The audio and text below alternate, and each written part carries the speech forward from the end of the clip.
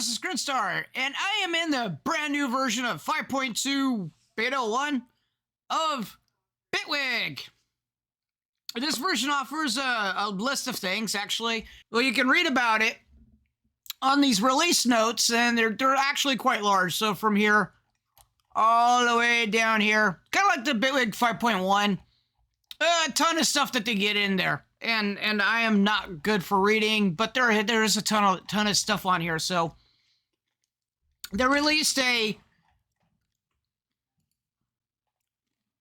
email, and in the email they have a new device called Compressor Plus, which I have open right now for this one. Here's the old one. Here's the new one. Just give you an idea what they look like. They have 3 new inspired EQs called Focus, Script, and Tilt. They added precise editing and navigation features, way better beat detection apparently, hardware graphic acceleration that makes the GUI pop. That's their words, not mine. And a plug-in undo, a new clipper, grid modules, and more. And I'm going to go through some of that. So looking at it here, we got a new compressor in there. So if we go over to here, we got a new compressor plus, which is this little beastie here. And let me see if I can't find something audio-wise.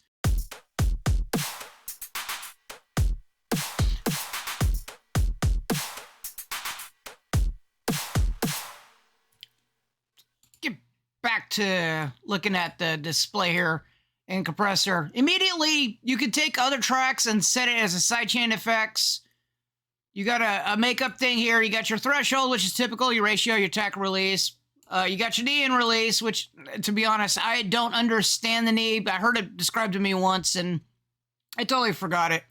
You got the standard, beyond, and dual, and then you got a lot of options over here over vanilla, over, glue, resist. So basically the kind of the role that you want the compressor to be, because the compressor could be actually several different things.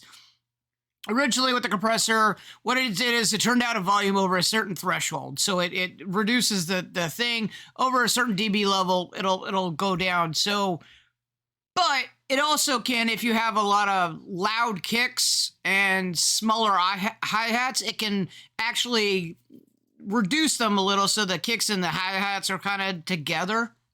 And I think that's what they mean by glue. So we're going to test that on this Berserk here.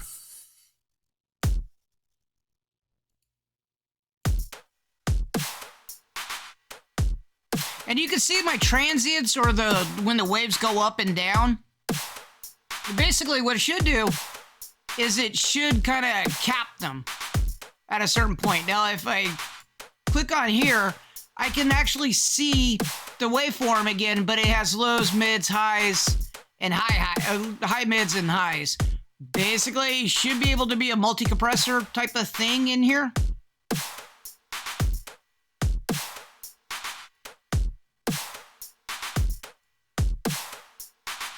Or a multi type of compression thing.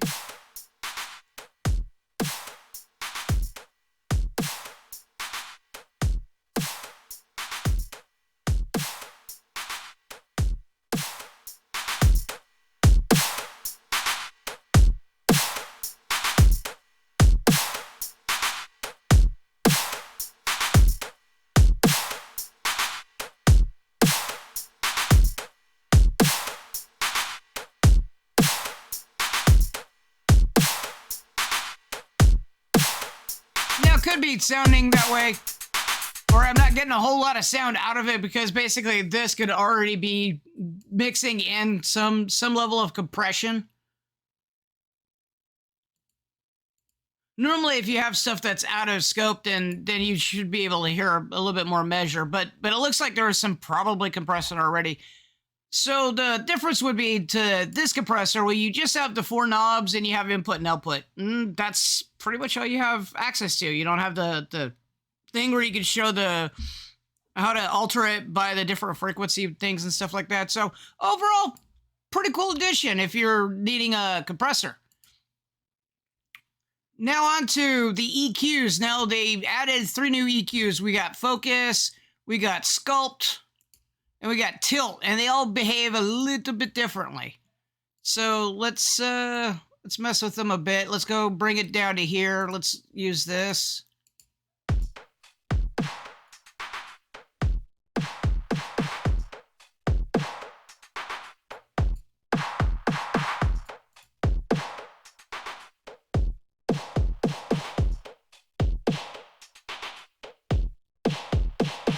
So this one kind of messes with the three bands. It pulls down on the middle. It gives me a low, high bump on the low and a bump on the high for this, and then I can tell exactly where I'm doing the dip.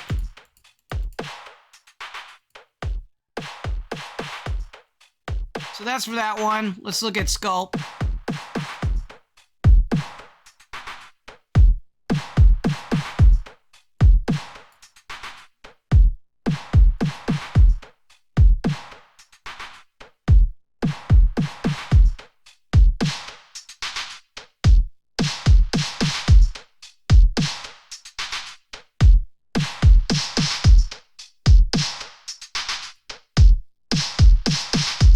And that's sculpt. Now let's look at the last one, which is tilt. Which looks like it does the opposite of most, like it either reduces the lows and increases the highs, or it increases the highs, reduces the lows.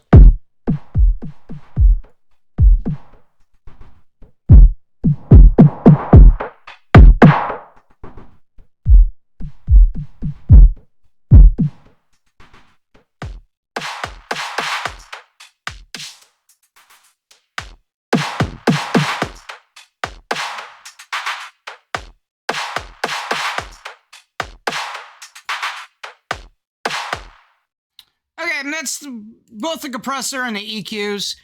Lastly, I'm gonna kind of look around at they introduced, actually over here I got them. I set these up so I can remind myself what new things they added. I think this was in the mix right over here. Crossover 2, crossover 3, which by definition looks like a multi-band split for modules. So if you got your audio coming in here, you could split it out to two different sources.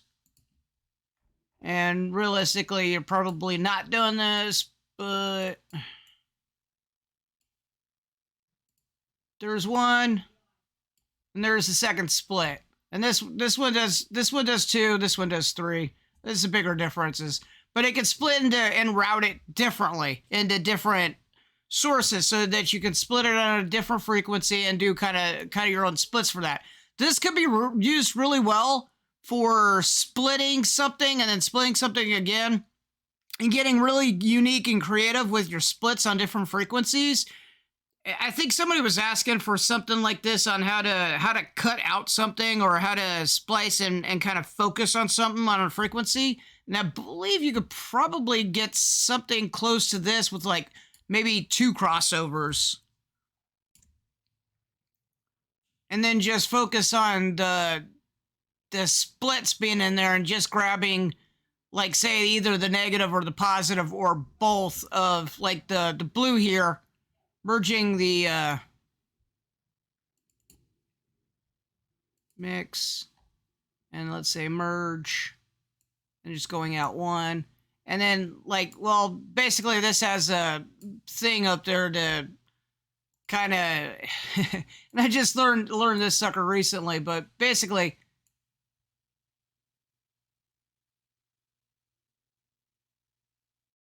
this is kind of meant for doing a certain volume of one versus the other.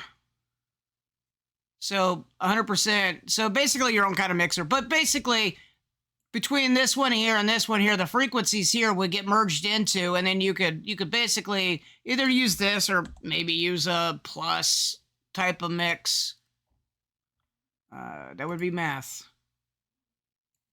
There you go. So take the post mix of that, take the pre-mix of that, and then just add them together, do that, which would give you everything in addition to plus. Well, that's crazy. You wouldn't want to do that. Maybe you do. But it's definitely ignoring everything from this band this band back and everything from this band forward.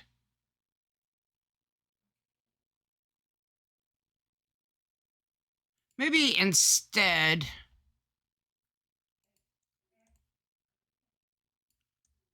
we move this up and take the blue, put it into the red there, and then it's going to be everything in between there, and then make it go out. Where's my little test thing here? All right, let's take out Mr. Grid here.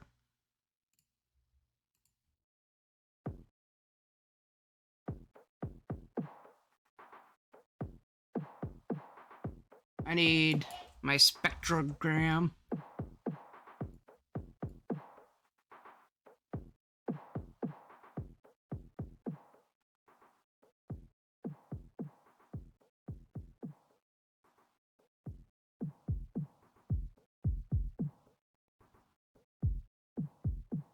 And I'm cutting, or should be cutting out a specific frequency because it should not be allowing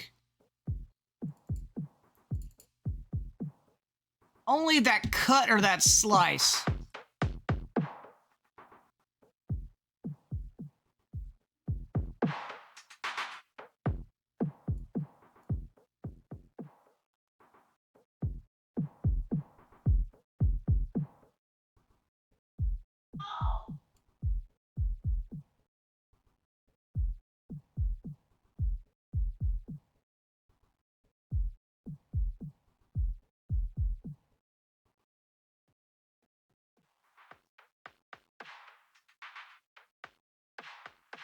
Really quiet to hear, but it's only grabbing the highs on that one.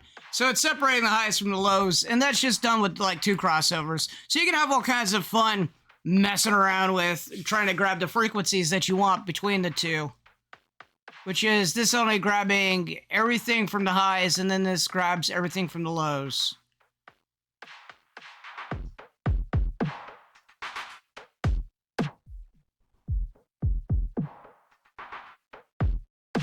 So sort of like a filter, right?